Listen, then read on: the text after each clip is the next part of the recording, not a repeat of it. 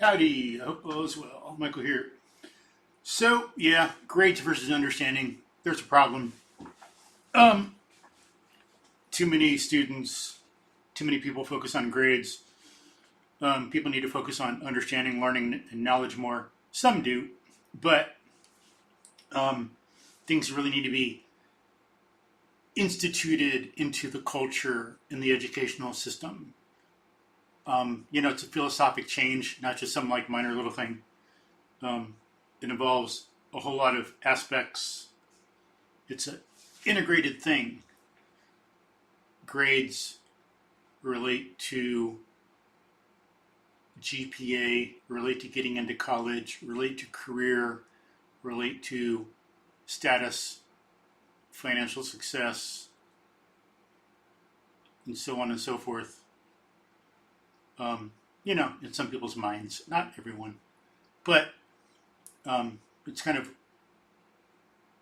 a lot of that needs to change. Or a lot of parents are like on their kids to get good grades instead of to learn. Like more parents need to ask not what's your grade, but how much do you understand? How good of a person are you? How good are you going to be at your job later in life?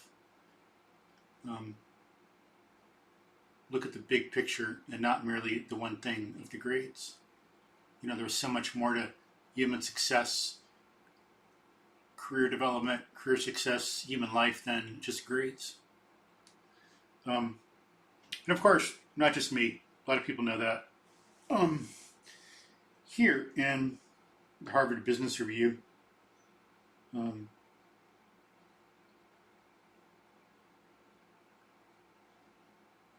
let's see, Harvard Business SP.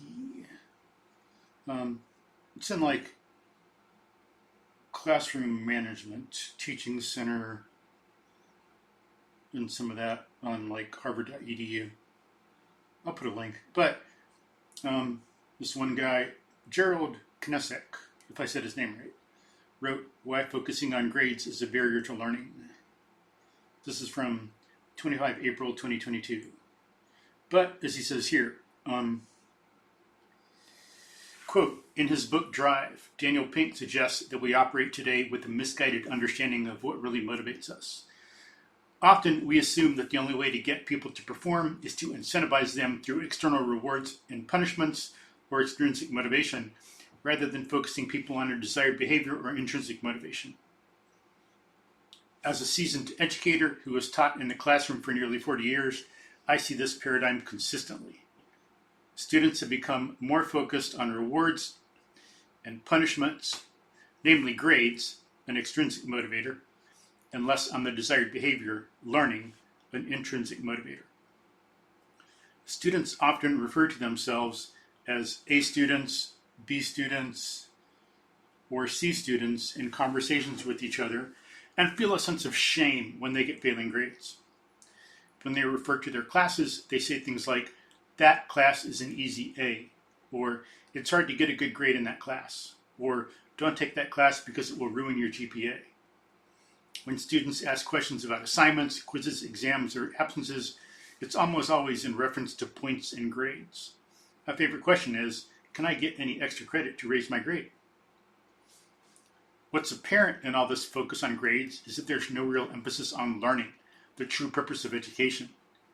It is a rare occurrence that students come to talk with me about concepts or new material presented, and even in learning-focused discussions, the topic of grades is almost always arises. When I encounter students after they have graduated, they almost always remember what grade they received in my class. Yet, when I ask about what concepts they learned, they hesitate before answering. Unquote. Amen.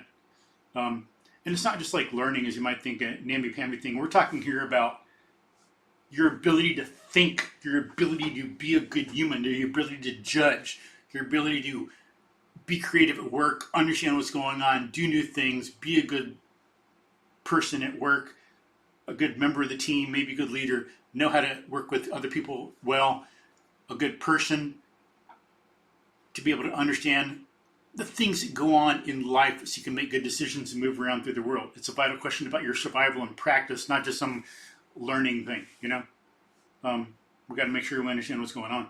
We are humans. Our consciousness, our conceptual consciousness, plays heavy in our survival, in our awareness, in our sense of self, in our experience of the world. It's like a form of adaptation in biology. There's genetics at one level. A quicker way to adapt is epigenetics. Consciousness helps us adapt to an environment more quickly than that. And the conceptual aspect of human consciousness helps us adapt our adaptation. It's like, as some people have said, free will is like cognitive self-regulation. The conceptual aspect of our consciousness, the rational aspect, is driven by volition. It's volitional. It doesn't happen automatically. And it's a matter of adapting our adaptations, adapting our consciousness to make sure it's right. And on a higher level, of course, consciousness is a given, but it's not like consciousness as such is right or wrong. It's the means by which we perceive. So it's not like right or wrong. It's a given, a method of perception, a method of awareness of the world. And the conceptual aspect helps us adapt to that. But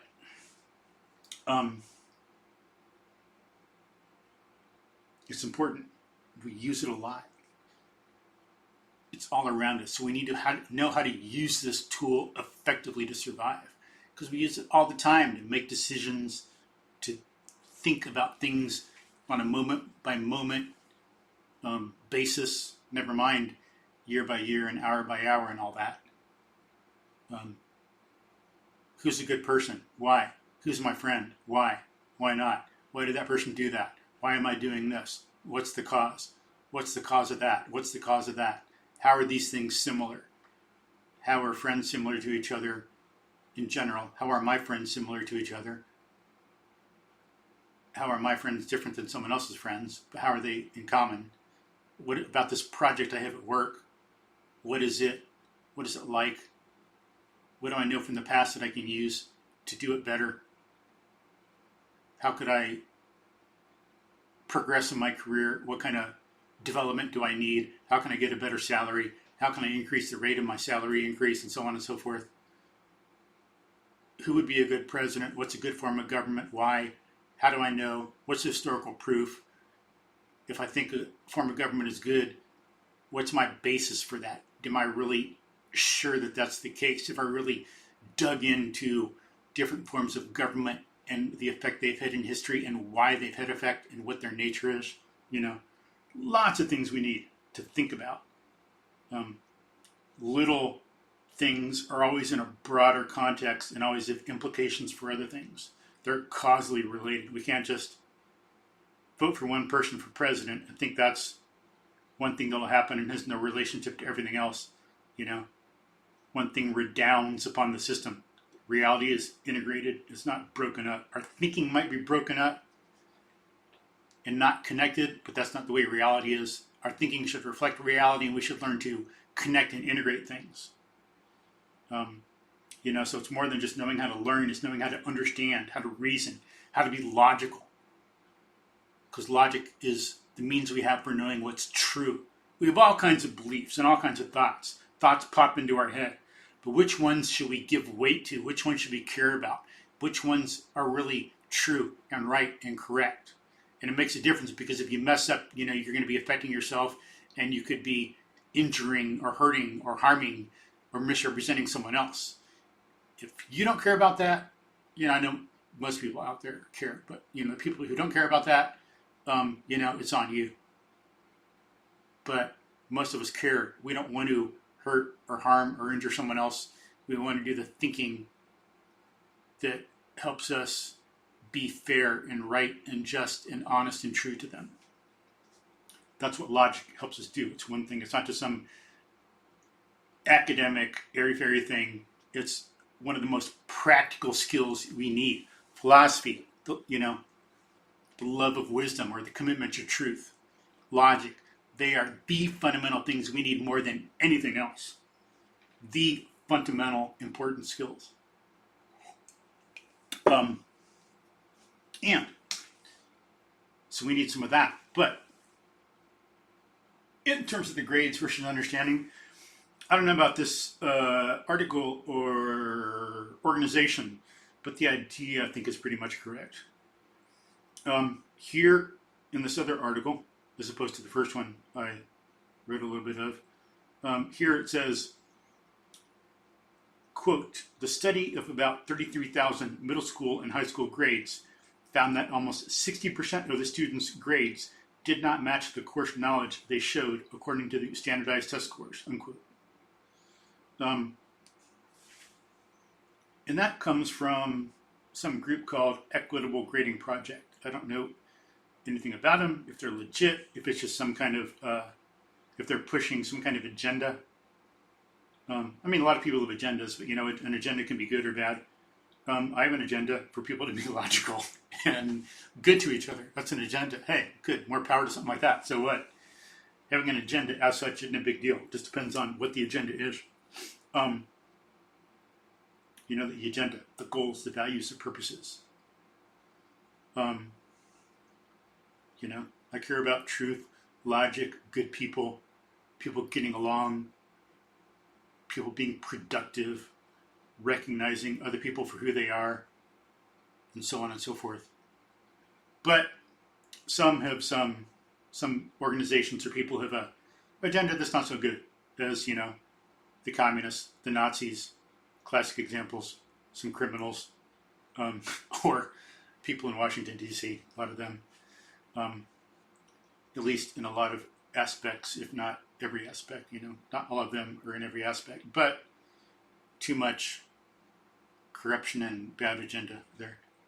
But this place, I don't know anything, this group, I don't know anything about them, Equitable Grading Project. Some study they did said that, about 60% of students' grades were contrary to standardized test scores, the grades. And they talk about here, grade inflation and so on. So in other words, the grades are higher than the standardized test scores. The grades do not reflect what students actually know. And it makes sense because, people think about grades, but it's kind of silly because they're so subjective. There's so much that goes into them. I mean, and this isn't even all stuff, there's different teachers, different schools, different levels of rigor. At a top 40 private school in the country is very different than an at a bottom 40 private school in the country. They're not standardized. It's not the same thing everywhere. There's what's on the test. How much does it represent the material that was covered by the teacher? What's the percent, the weighting given to homework, tests, quizzes, projects, class participation, or whatever? There's all kinds of different factors that can go into making a grade and all kinds of different weights. Is it 20% test, 60% participation, or 60% test, 40% participation with some other things mixed in, or what all that? And, is it done in a way so that if someone does some homework and participates in class, and even if they don't do too well on tests or quizzes, they can still pass? Is the minimum they give a 50? There's all kinds of factors like that. How much rigor is there? How much is this teacher trying to get the student to think on their own? Okay, yeah, so a teacher does some material, gives some review that's pretty much exactly like the test, or is a test, and then gives a test, and some students get an A. That's entirely different, and that's going to have a different effect on the future versus if a teacher delves into the material and says, you need to know what's in these sections of the chapter, and the students have to be thoroughly versed in that material to do well on the test because they don't know what's actually going to be on it. So the focus is the content, the understanding. Students have to be more self-motivated. They're not babied. It's not a pretend test. It shows actual understanding and study skills and judgment on the part of the student. Very different. And then is there extra credit? Do the grades reflect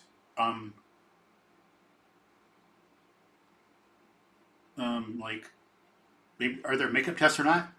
Does a teacher allow makeup tests or quizzes at all? And if they do, what grade can the student get? Can they still get up to an A? Is it limited to 70 or 80 or 60 or what? Can they do test corrections? Maybe they bomb, they get a bad grade, but they do test corrections and then it ends up saying like 85 or 95, So many factors involved. It's like a really poor measure of actual learning. And so, this 60% makes perfect sense to me. I don't know. I don't know the group, equitable grading project. I don't know what this project was, how they looked at things, what their standards were, what's valid in the project and not. I mean, in the project itself and in this research study they did. I don't know, but from experience, from teaching, from things I've said, I know that this makes some sense anyway. I don't know about the actual percentage and all that, but yeah. Teacher assigned grades and actual content knowledge are not the same. And here, where's this thing? Okay, refresh the screen. Let's see if this comes. Okay, here we go. And that last one, by the way, was what was it on? Something called K-12 Dive. It's something I haven't heard of before. I don't know. But so first one was on Harvard Business Review. Second, K-12 Dive. This is in Fortune magazine, fortune.com. Okay, here.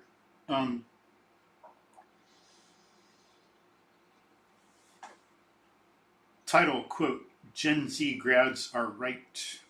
Degrees don't matter to top employers anymore. CEO who has studied thousands of companies confirms, unquote, by Oriana Rosa Royal. This is from almost a year ago, 29 April 2025. So, it says, oh wait, I can't read it anymore. Dang it, I had it open, and now I'm getting the thing where it says, it's all blurred out, and it says you gotta subscribe. I was gonna read from some of this, but sadly I cannot. Let's see, if I go back and come over again, will it catch it? Still blurring it out. Oh man. Let me see. But this article had information in it. Maybe I'll post it, a link in the description field. Oh, maybe if I come here. Okay, no, now blurred it out. I'll go to a different browser. Copy. Get a different browser here. So, okay, got a different browser. Open up a tab. Paste. Can I read it now? Yes. Okay, at least so far. We'll see how long this lasts. Okay, but I read the article, read the title, Fortune magazine, got the date. Okay. So it says here, employers are ditching their degree requirements. AI is threatening to steal many corporate jobs, and recent grads are pulling their hair out over whether the time and money they poured into the piece of paper was even worth it, unquote.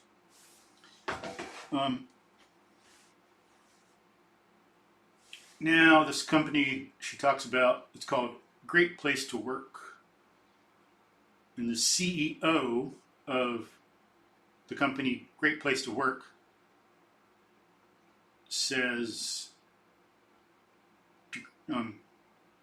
quote, degrees really are irrelevant and are no longer important to employers, unquote. And that's not a quote of the person, but of the article. And of course, that's contextual, in some, as it'll say here, some places degrees are important, but it's not as the way they used to be. So this is like a overly generalized statement. Should say most in it and stuff like that.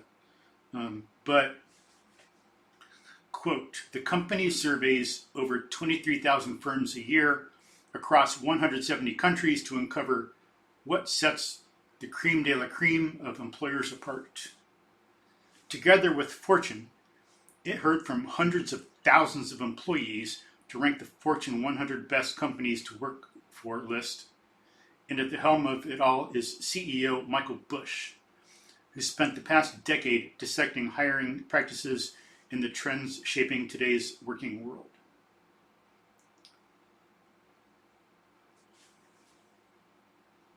Unquote. Okay, so that's from the article. Now here's going to be Bush talking. So I'll say, quote, quote, for a double quote. First quote for the article, second quote for the quote of Bush. So, quote, almost everyone is realizing that they're missing out on great talent by having a degree requirement, unquote. Bush tells Fortune, quote, that snowball is just growing, unquote, unquote. I hope that's not too many unquote, unquotes and all that stuff. I guess I'll just say quote once, and you can look at the article and see who said what. But to continue, quote, the overwhelming focus of the last 5 years, and among companies on our list, is around skills and skills development, he adds. They're not even talking about degrees now. They're talking about skills. What skills do you have, and what skills are going to be needed in the future? Lot of activity there. The CEO adds that the shift to skill-based hiring has caught on globally because ultimately degrees only highlight a person's knowledge in a subject matter, not whether they have the skills to actually do the task at hand. Unquote. And I'd add that it's kind of sort of knowledge in a subject matter. It's like, how does someone hold it in their mind? Do they really have the content conceptually? Is it just a bunch of words? There's a lot of stuff there that could be unpacked that's not even recognized here. What do you mean by knowledge? What do you mean by understanding? What is it to know a subject matter? Just because someone has a degree, what does that even mean? Humans are so complex and complicated. It's not always the same in one person's mind to another. And heck, the way they do even think of science, you got to be careful about that. That's why it's important to study the history of science and see the mistakes that were made, what some scientists believed, see the philosophies behind it, to know the methods there, to see how understanding is important, not just grades or some piece of paper. It's critical to know how someone thinks, what thinking is, what logic is, what science is, whether they have a proper understanding of it or not. Just like I mentioned with Casadevall and Gundula Bush. Did I do that already in this podcast? I forgot. I'm so focused on some of this stuff. But I've talked about it before. At Johns Hopkins University, they have found, figured out in their biomedical department, Casadevall and Gundula Bush, that people become scientists and they graduate. They don't even know what science is, how to recognize fallacies. They don't know what logical rigor is. They don't have philosophical underpinnings. They don't know how to reason. They don't know much about logic. They've just memorized a bunch of stuff they don't understand. Or as I've quoted Einstein saying before, he says, lots of people nowadays, and even most scientists, are like someone who has seen the trees but never seen a forest, unquote. They don't have that. They've got all these isolated little things, but they have no connection. Or E.O. Wilson has said, I forgot exactly, but it's like, quote, most scientists are not philosophers. They are journeymen exploring locally, living for the present, hoping for a strike, unquote. They're not integrated. There's no conception, no concepts in their mind. There's no integration. There's no big whole picture. So even this needs to be unpacked a lot, or we really need to understand that. Sometimes so-called knowledge in a subject matter is just memorization, aping what other people do, not really getting it. It's not really independent knowledge. Just because someone can use words doesn't mean they know. They don't know the concepts or the meaning much behind the words. It's just a feeling they have about a feeling in their own mind or how someone else reacts. Okay, so I read that again and continue on. Quote, the CEO adds that the shift to skill-based hiring has caught on globally because ultimately degrees only highlight a person's knowledge in a subject matter, not whether they have the skills to actually do the task at hand. When you want to start doing matching between complex problems and the people needed to solve them, a degree doesn't help, Bush explains. What helps is whether or not people have perseverance and passion and the actual skills required to bring innovative solutions to the work. And AI is being used now to match people to challenges and complex problems in companies. They're going to do that using the skills database, not degrees. Degrees are irrelevant in that analysis, unquote. Amen.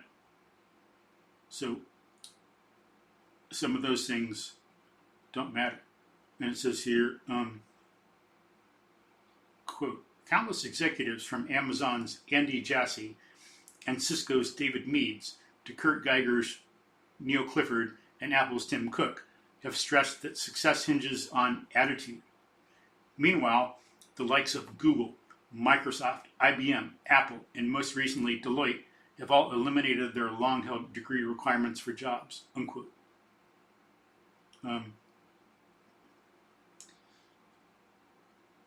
Quote, Bush says the shift towards skill-first hiring started for two key reasons: a talent shortage and an increase in leaders with hiring powers who themselves haven't got a degree, unquote.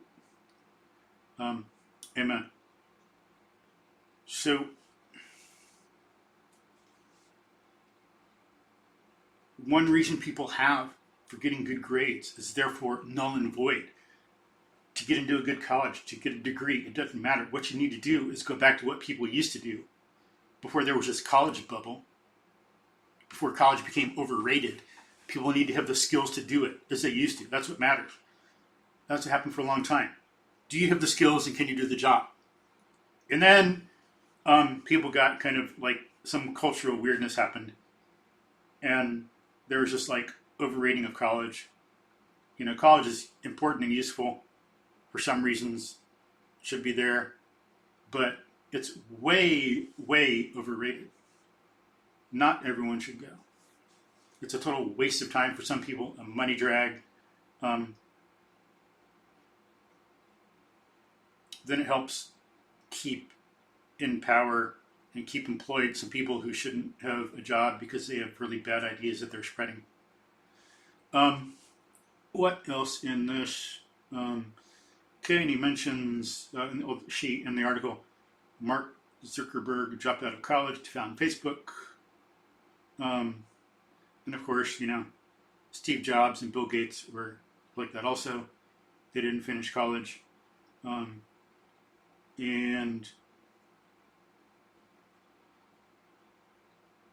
Okay, and then the article ends. So, grades don't matter. What matter are the skills you have. Students, please focus on that. Teachers, please focus on that. And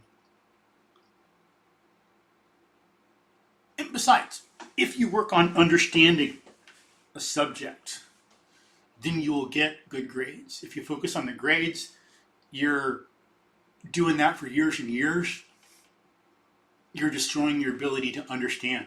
You make yourself a memorizer. You never learn what the human mind can do.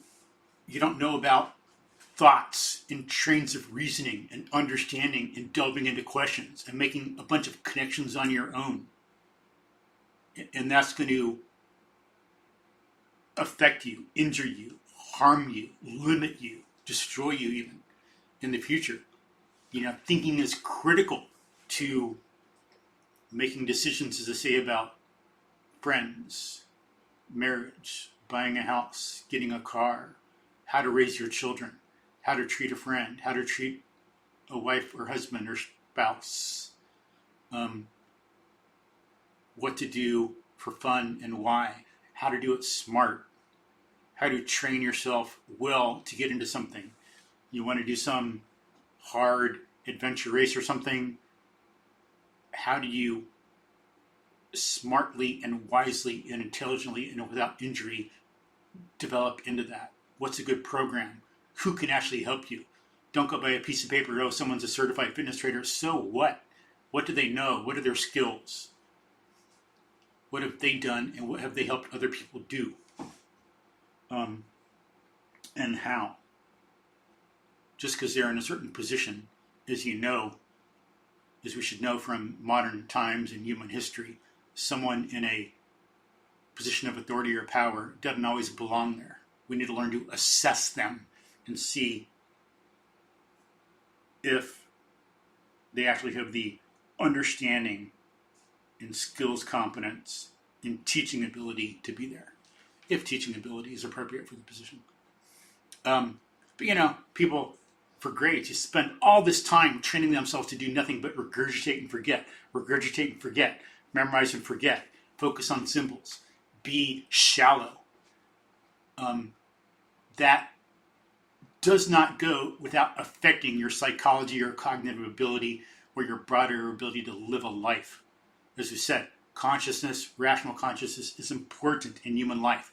It's everywhere we look. There's no way to get around our psychology and our cognitive ability. We're always knowing something to do anything. You can't have a preference or a passion or a love without knowing what it is that you are passionate about, love, have, or prefer. You got to know that it exists, what it is, and why, how it relates to you. There's all these things, explicit or implicit, in it. All these causal connections, and all these things about the nature of the things involved. You got to know before you can care. You can't care or love until the thing actually exists and you know it. It's a precondition. But we should know, if we work on understanding, like I say, we'll get good grades. We'll be more prepared for life in every day. We'll know how to use our mind, which is so important. The heart beats automatically. People can learn how to run pretty easily and run correctly. But one thing that's really difficult is learning how to think well and be logical. As a lot of people have said through history. So instead of what's my grade, can I have a good grade? Did I get an A? What do I need to do to get an A? What kind of memorization? People should be thinking about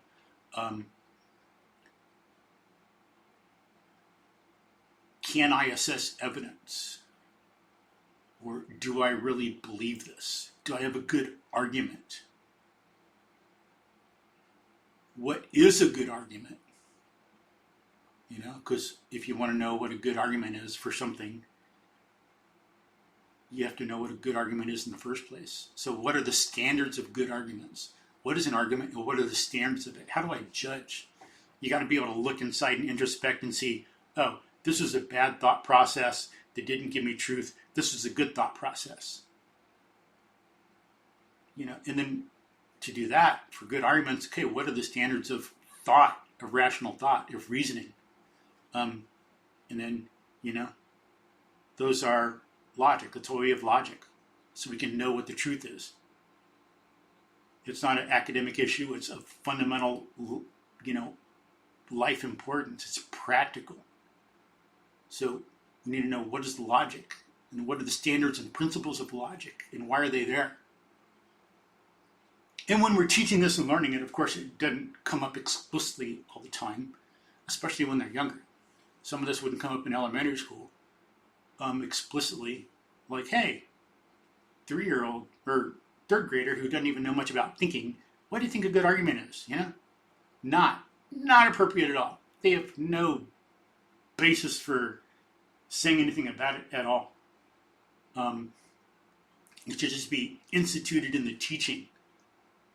And if you say something, if they have an answer, they should be able to give some answer to why that's their answer. Why do you think that? How did you get that knowledge? Those are important questions to ask that'll help. I find it interesting that when I tutor students in math, if I ask how they got that answer or why they think that, then because of the culture and the teachers they've had, they think they're wrong.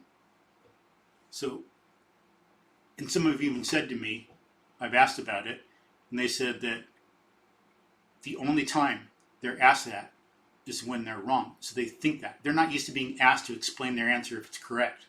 So they know that they're correct. Because some of them will guess. I mean, I know that. You're teaching, you ask a question, someone says something, they're just guessing. They don't know for sure. They haven't reasoned it out. They can't assess their conclusion. They don't know exactly if it's correct. They're not confident and certain in their answer. They need to learn how to do that, how to be certain, not just get away with guessing. So I don't put up with that in class. I shouldn't say I don't put up with it. It's just I don't even go there. I care about their thinking process and their reasoning, so I ask them, why do you think that? Can you explain it, please? And then see what they have to say and see if they reason things out correctly. And even that, a little bit like that can help. But, it's working with some high school kids. But do things at a lower level for elementary, of course, but still, there's some basic reasoning. I mean, even young kids ask why. They already know about that. Why? They're aware of that mental process, giving an explanation for something, even if they don't know what an explanation is or the logical standards of explanation or how they fit into other aspects of thinking and logic. But the stuff that should be worked on, students individually, they should work on understanding things. You know something, but work on understanding. And understanding means, as I've said before, knowing the essence of a thing. What is it to be a chair? What is it to be a capitalist government? What is it to be a socialist government? What is it to be a police officer? What is it to be an innocent person? What is it to be a criminal? What's the nature of a criminal? And what's human nature? And what's the nature of a squirrel? And the nature of a mammal? And the nature of an integral? And the nature of quantum mechanics? And the nature of human psychology? And the nature of evasion? All these things like that. What's the nature of the thing involved? So, what's the essence of a thing you're trying to understand? In accounting, in industrial engineering, in mechanical engineering, in astronomy, in finance, in fitness, in health, in medicine, in psychology, in art, in painting, whatever. What's the nature of the thing? To understand something, the essence of what it is correctly. Then you're able to trace that item of knowledge back to the evidence of the senses so you know where you got it step by step, at least in sketch. You don't got to go through every single itemized logical step to get there, but know basically in an essence in the sketch how you got an idea from reality. Like, if you got some idea in higher math, in, let's say, even just calculus. Calculus comes from many things. There's many concepts and topics we need to get there, and propositions. You need to know about coordinate systems. You need to know about functions, how one thing is affected by another, like how the area of a circle is affected by the radius. When you change the radius, how does it affect the area? If you change the radial distance between the centers of two masses, how does that affect the force, the gravitational force in Newtonian physics? And so on and so forth. If you change the interest rate on something, how does that affect the amount of money you'd make in compound interest during continuous interest? All these other things. So you got to have this idea of like function. And then where does that come from? We need algebra for that. And coordinate systems, we need number lines and coordinate geometry. And that comes from integrating algebra and geometry. And then we need the concept of limit. We need to know where that comes from. And ratio. For a derivative, you're taking the ratio of like a y value and an x value. So we need the concept of ratio. And like I say, the y is dependent upon the x. We need the idea of function. We got to have the correct idea of ratio, unlike the ancient Greeks, who had some idea that wouldn't allow that. You couldn't take the ratio of things that were different. You could do area over area, but you could not do area over time. So dA dt would be forbidden by the Greek definition of ratio and other things. So you got to have the idea of ratio. Comparing by division, you got to have the idea of division. You got to have the idea of breaking things into groups. And all these other concepts and propositions, you got to trace them back down to the evidence of the senses and be able to trace it all back down to counting. Basic idea of number, 2, 3, 4. The first thing we ever do, where all this stuff starts to come from, is counting things. We see entities first. Once we figure out some of that, then we can start to figure out breaking an entity into parts. Get fractions, a part of a whole. And we can figure out how to measure. Okay, so first of all, counting things would be like, what do they call that? I forgot the word in math, but there's number, and then contrasted with magnitude, which would be like extension, where magnitude is for attributes. Number came first from counting entities. You got entities and attributes of entities. And the magnitude concept has to do with weight, height, length, time, and things like that.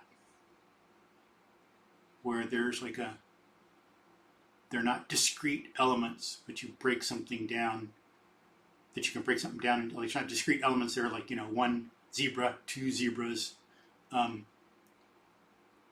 one cow, two cows, not like that, but,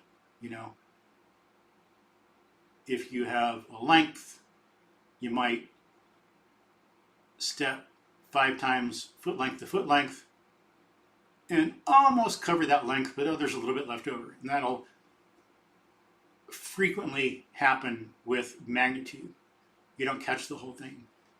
And then that opens up a whole realm of thought and a whole lot of processing to be able to handle that problem. And we dig into that when you understand it properly philosophically, develop a number system, be able to quantify all that, measure it, get mathematical ideas to grasp it cognitively. Then you can start getting into calculus also. But that's kind of the idea. Trace things down to basic shapes in the world and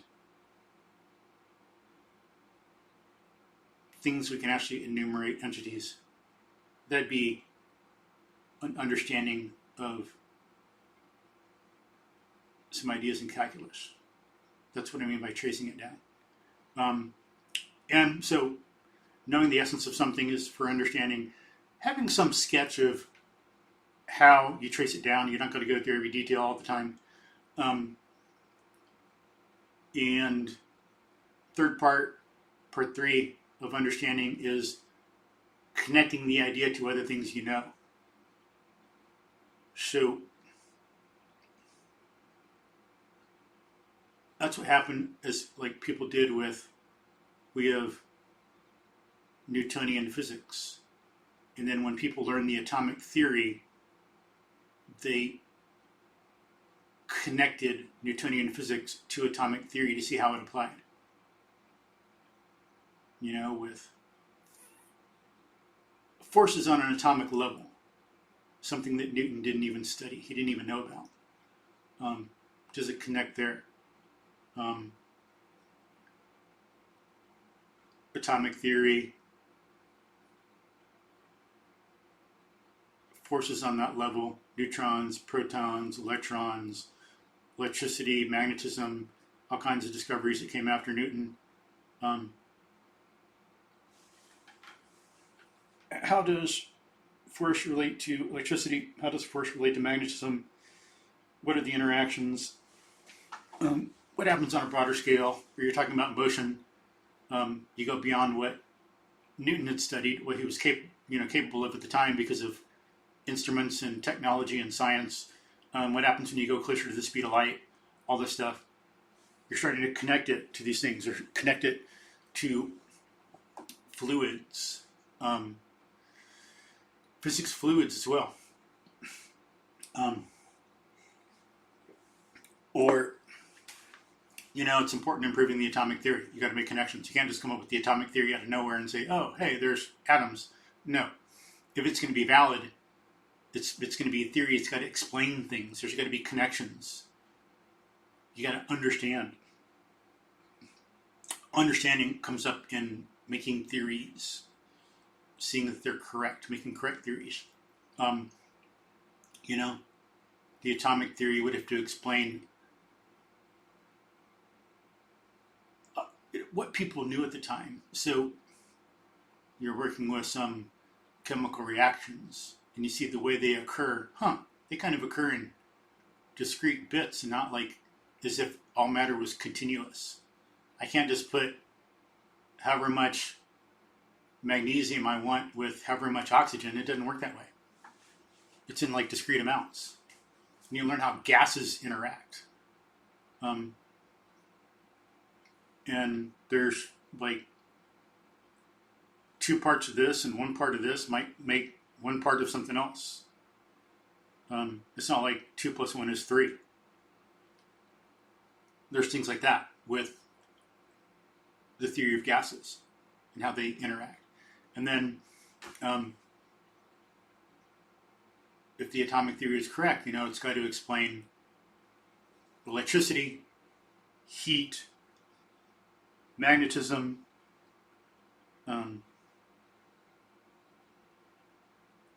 how changes of state occur, all these things like that, whatever else was known at the time that I'm not remembering right now. But, you know, a lot of stuff in chemistry and physics it had to explain. Then, you know, you get that, you're working on understanding the idea.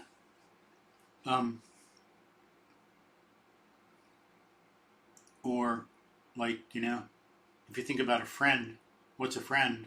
Well, you know, the concept of friend, or understanding some idea with friends in it. All friends share your values, or all friends spend time together, or I don't know, I have to think about something that's a little more philosophical and interesting right now, but not off the top of my head. But, sorry, failure right there. But, you know, integrate friend to, like, the role of friends in life to your character, to building character, to being who you are, to living a good life, to work, to career, to professional development. to other aspects of life.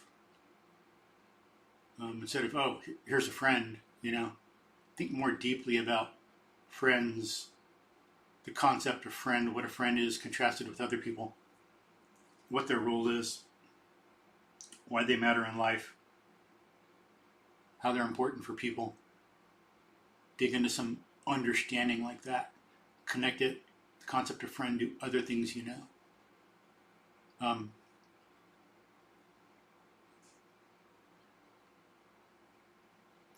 And it's good to study physics, as I say, because you got some really good examples of how people have worked to understand things, interrelate seemingly diverse fields, like to understand physics, people had to connect terrestrial mechanics with celestial mechanics. They were thought to be different. But like things in the heavens follow different laws than things on earth. But then Newton engaged in this great integration of the two. So it's like, whoa, the laws of physics are the same on earth as they are in the heavens. They're not different. That shows some understanding. You're making connections there. Connections between how things move, what their nature is, how they act, how cause-effect works, how force, velocity, and acceleration function in the two places, how motion functions. You're connecting them. Things like that. So that's understanding. That's one thing we should work on. And learning different things in history, math, physics, chemistry, other English, literature, art, other areas of education. And of course, clearly that's going to help you way more than just good grades are memorizing and regurgitating. If you know how to understand, you know how to connect things, you're going to be able to connect things at work, things that are seemingly disparate, projects, people. If you get focused too much on regurgitating and forgetting, focus too much on like individual trees, you're not going to have the perspective or the deep understanding to evaluate bosses. Is this a good boss or a bad boss? Why? How is this person like other people or bosses I've seen? And then once you get, like if you connect human behavior to philosophic ideas, there's some understanding. There's a connection there that gives you an understanding of people way beyond what you would ever have. That helps you be much more effective in life. You know how to judge people and deal with them much more effectively than you otherwise would. Like, is this person more Aristotelian? Are they more Platonic? Are they going to look at reality like Aristotle to see, in the evidence of the senses and experience, to see what you're like and what you can do? Or do they have some idea in their head that they're going to try to impose on you? More like Plato? Or are they going to be more subjective like the descendants of Immanuel Kant? And so on. That's some connection between human psychology, human behavior, and philosophy that is very important and very rich and very helpful. So that's more what understanding is. Much better idea of it than just having a good grade. It helps you really see how to develop knowledge. You do something like that, you can see how you're going to go way beyond the understanding you need to get good grades. And it's something you need to practice to do well later in life. If you don't, it's not like you can just get good grades and all of a sudden bang out of nowhere start understanding things really well and deeply. It doesn't happen. You need practice. It's like getting a black belt in some martial art.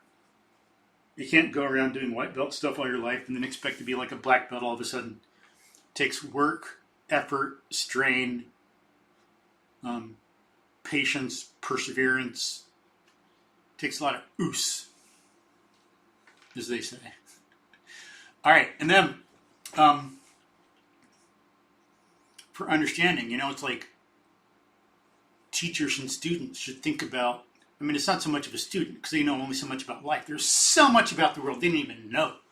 So much about adult life, history, philosophy, deep thinking. That's why they need to be educated, to help them get that stuff when they're young so they can use it all through life. Just like I've talked about before, when you study proof in geometry, more should be made up of that. Just as Lincoln did, Abraham Lincoln. He studied Euclid's Elements and memorized it and knew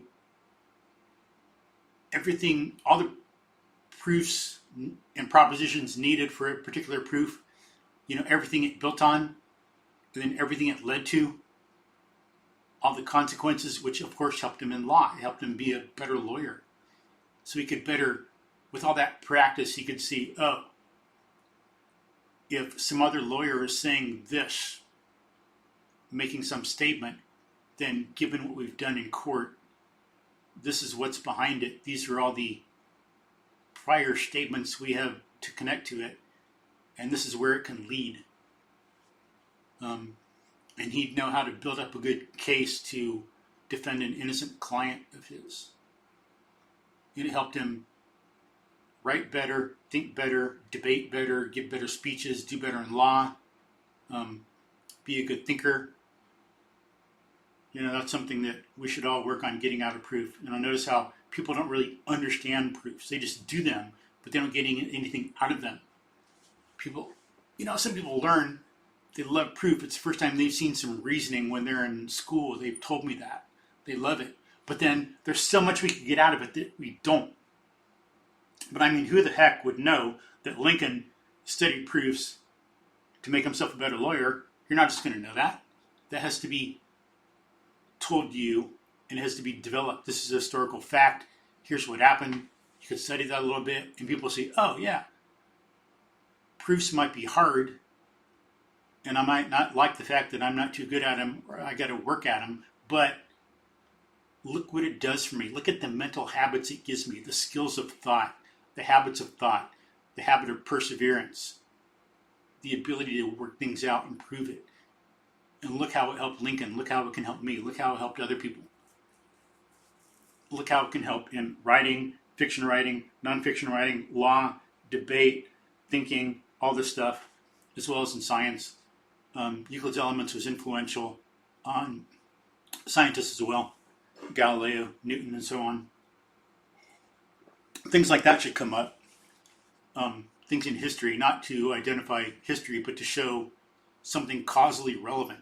How this stuff actually helps and has helped and can help people. Then you're working something out yourself. You're understanding it yourself.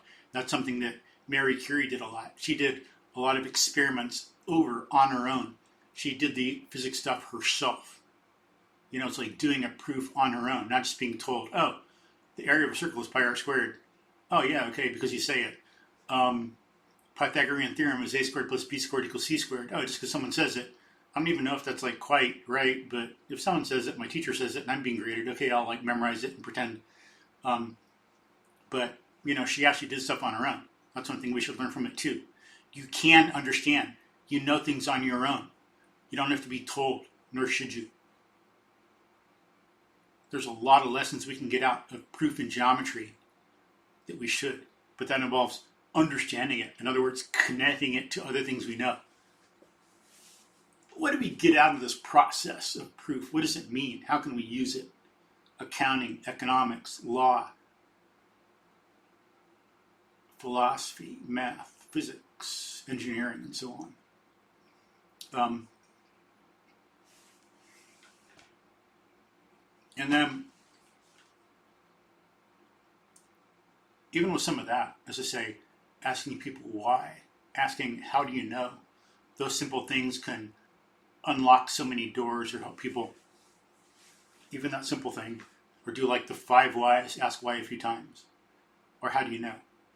How do you know that? Okay, well, how do you know that? Okay, well, how do you know that? Even if you don't go down to the evidence of the senses as I did on some other things, if you just do that why or how do you know a little bit, it helps people learn to think and make connections. It goes so far.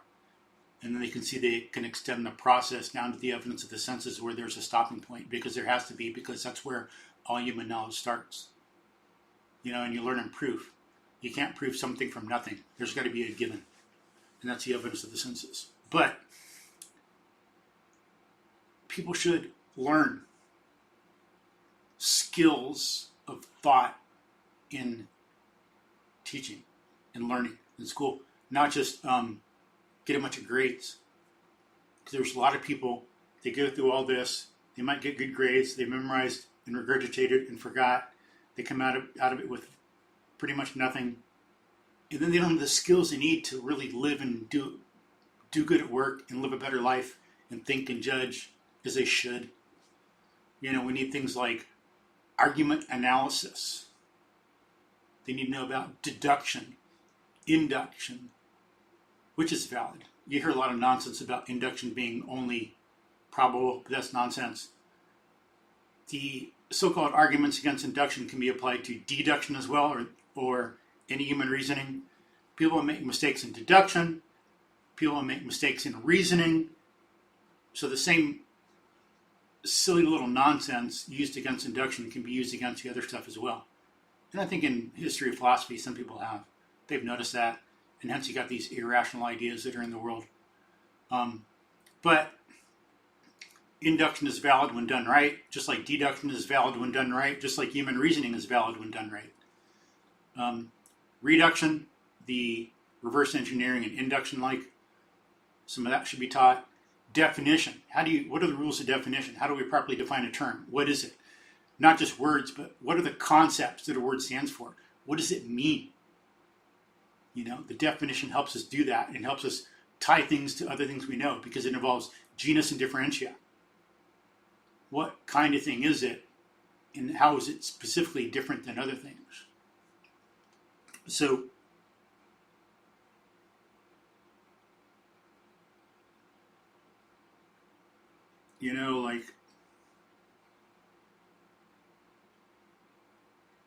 a projectile versus what else? How are projectiles similar, and in what class of things are they similar to? Think about that. Or capitalism or socialism. These are clearly forms of government. The genus, and then they all have their differentiating features. And that's important because if you do not properly define capitalism or socialism, then when laws are passed, they're not going to be identifying what they're really talking about. They'll be identifying like a German Shepherd as if it were a skunk, or a German Shepherd as if it were a bear.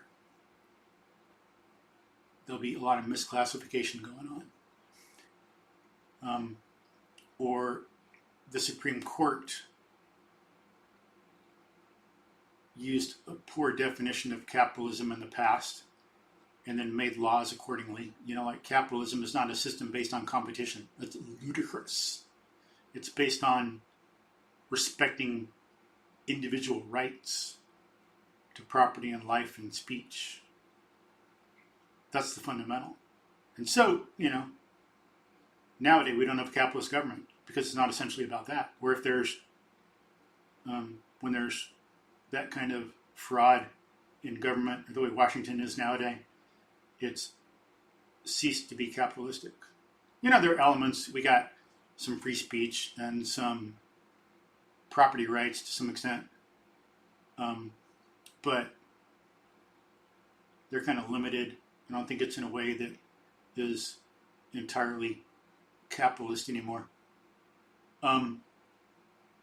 But saying capitalism is based on competition is just a totally non-essential definition. That's not the essence of what's going on socially or how laws are produced in a capitalist form of government, and so on and so forth. So, something like that's important. What exactly is it? Or if you, like Thomas Hobbes, define humans as animals or whatever without free will, it's going to lead to a totally different government than one in which humans have free will. So definitions matter. What do you think the essence of something is? That's another thing that a definition says. What's a genus and differentia, and what's the essence of it? Again, what is it to be that thing? Definitions should be done a lot more in school, and I mean logical definitions, not like linguistic dictionary definitions. Definitions as tools of research. They're statements that identify the essence of something as you know it at that point in your learning. Just like how the definition of acid changed. When you start with one context and you study acids, your definition will be different than if you have a broader context and are considering more things. But then that makes sense, different context, including different things, different definition. You're still talking about the same thing, though. But then you see, these things we didn't even know about, they're also acids. Whoa, they got like the same kind of behaviors as what we have been calling acids. They're similar to them. And they're different than bases and different than these other things.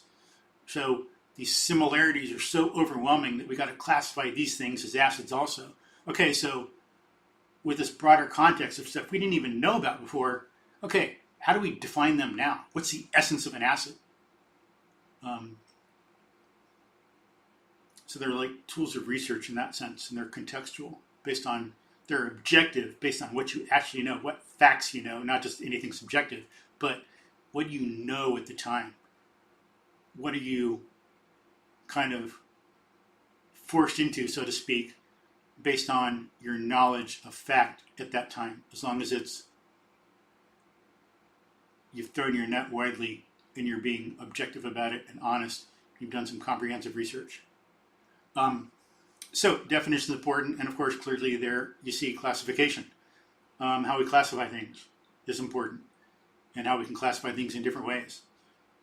Furniture by color, furniture by weight, furniture by what it's made of, furniture by how much it costs, furniture by style.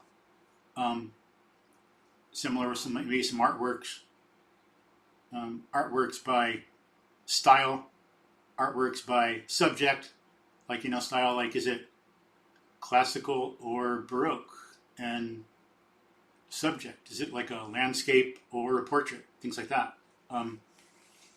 People should know something about concept formation. How do we form concepts? Concept of economics, concept of what are they called? Veben goods, the kind of good in economics where if it's priced too cheaply, people won't buy it. When it's priced more expensively, without being way overboard, then people buy it more. Whereas, normally for a lot of stuff, supply and demand, the cheaper it is, the more people will buy. The more expensive it is, then the less people will buy. But for these Veben goods, or I forget whatever they're called, starts with a V.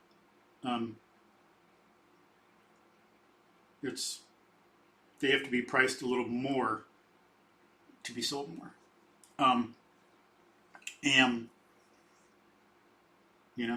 other concepts, like how do we get the concept of chair or table or projectile or lightning or electricity or friend or voting or marriage or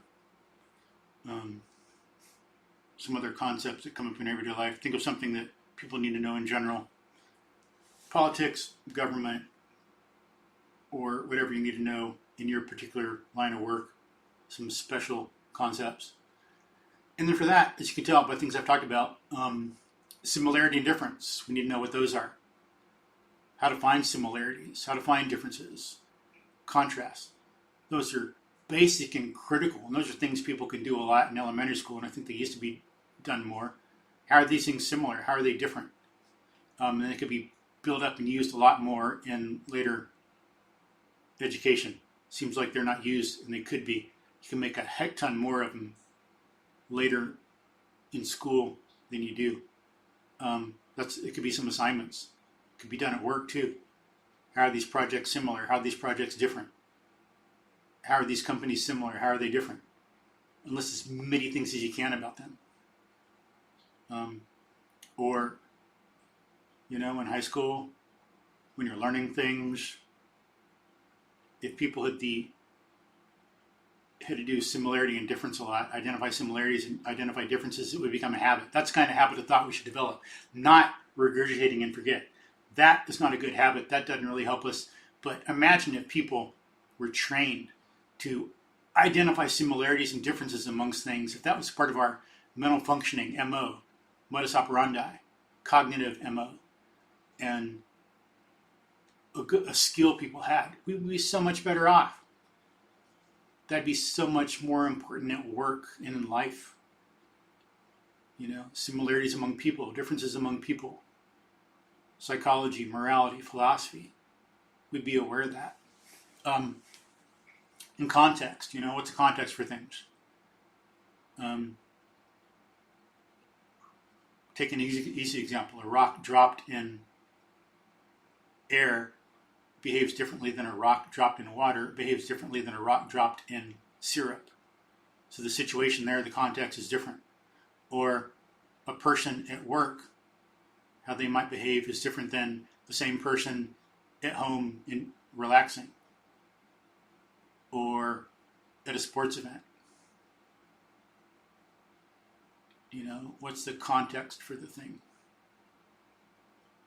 People could react differently in a certain context, and it's not because of their character. It doesn't tell you how they are in general. It's just how they are there.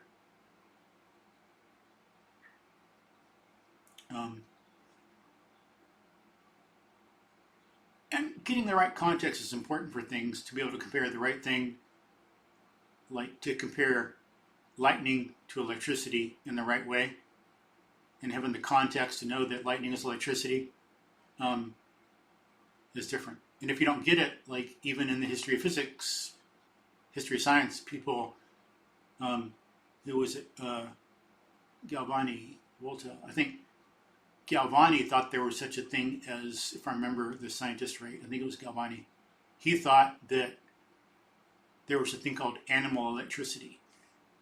But Volta knew that he did some experiments and figured out electricity was electrical. There wasn't some special kind of animal electricity. You could generate this stuff with different metals in a solution. You didn't need like metal and frog leg or whatever. So the right context for something is important. Or until people know certain things, they're not going to have the cognitive context to know that things in the heavens are of the same nature and follow the same physics as things on Earth. Context is crucial. So things like that would help if people worked on that much more than simple grades, as hopefully some of these examples in discussion showed. Again, it shouldn't be regurgitate, forget. That's the focus like on grades. We should work on understanding what understanding is. Ask why. Ask how do you know. Maybe do it more than once. And it's like when you believe something, do you have a good argument for it? Is there evidence for it? Or did the idea just pop into your head? We need to learn to distinguish between feeling something, having an idea pop into their head, believing something, thinking something might be the case, and being certain and knowing it's the case. Just because someone's confident doesn't mean they're certain. I've even heard people with PhDs who don't even grasp the difference between confidence and certainty. They don't grasp what certainty means epistemologically and logically. They're science PhDs. They think someone's confident in their answer and they claim it as if it's true, and they fail to see that that psychological phenomenon is very different than certainty, which is a logical assessment of evidence. They're not the same at all. But when you believe something, like, why? Do you know it or not? Like, can you assess evidence? Do you have a good argument? What is a good argument? What are the standards of good arguments? What are the standards of thought? What is logic? What are the standards and principles of logic? Things like that, people should know, at least implicitly, when they come out of high school. Some of this even out of junior high school. And it's not difficult. Like, tell why you believe something. Tell why this character did this. Explain the scientific procedure. Explain this, what's going on in terms of cause and effect in this chemical thing or physical thing or environmental thing or meteorological thing, history. Why did this happen in history? How did this one event lead to these other events? It's not difficult. It's something a lot of people are capable of. What's in this artwork? What does it make you feel? Why? What's the evidence for it? Why do you think you feel that way? And again, we should know some argument analysis, deduction, induction, reduction, definition, classification, concept formation, similarity, difference, contrast, context. Those things are much more important and are going to help us way more in life than just grades. And that gives us something that's a little more actionable we can focus on than maybe talking about vague learning in general. We need to learn. Okay, well, give me more detail. Because learning applies to playing chess, learning chess, learning football, learning all this other stuff. And you can do all these without really much cognitively going on. People can be really good at a sport without knowing how to explain it, how to discuss it, how to teach it, how to coach it. It's well known. There's great athletes at something who cannot coach at all. So, it's not really that we need to emphasize on learning, which is kind of vague. We need to focus on critical thinking and logic, skills of good thinking. That's going to help us do better. That's what we should focus on, like understanding, logic, critical thinking. There are some people out there doing it. Like, I don't know much about this place yet, but the thing's called the Foundation for Critical Thinking. I've listened to some of their stuff on YouTube. I'll post some of that. Some of it I agree with. Some of it could be better, but I don't know. Why they're saying certain stuff, how they're focusing on audience, what else they have to say, and so on and so forth. So for me, some of this stuff is kind of lightweight, but for some other people, it could be really good to hear, of course. Depends, again, on context, the person involved, what they already know. But as I say, this stuff is going to help a lot more than grades. It'll help us know how to think, how to process, how to get the skills to be hired, how to get the skills of thought to do well at work and to live a good life. So hopefully that helps. If you have any questions, let me know. Thank y'all. Thank you for listening. Have a good day.